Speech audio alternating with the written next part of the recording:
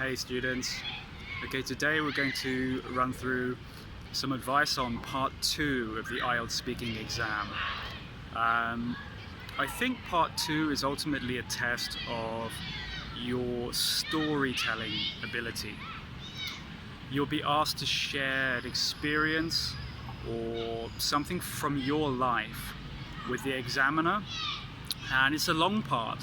So the idea is that you go into detail and depth and really share as much as you can with the examiner, the listener.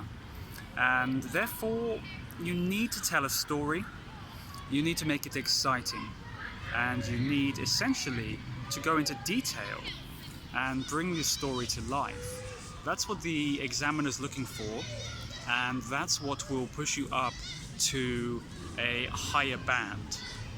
A lot of students will simply answer the sub-questions one by one, ticking them off. And it's important that you do answer the sub-questions. A good story will naturally do that. However, you need to bring it together and connect the different parts of the story and go into that detail that allows the examiner to really be able to take their mind to exactly the moment or the experience that you're sharing with them. And that's what good communication is. Remember, the IELTS exam the speaking exam is ultimately about communication. So we must link the parts of the story well together and go into enough detail so that the examiner can imagine exactly what we were experiencing, or exactly what's going on in our mind. And so I think that's really important to view part 2 as an exercise in sharing a part of yourself and not just answering questions on a tick list. Okay? I also think that your choice of answer is very important. So the idea that you pick to begin with will really determine the success of your answer. It's much easier to describe some things than others.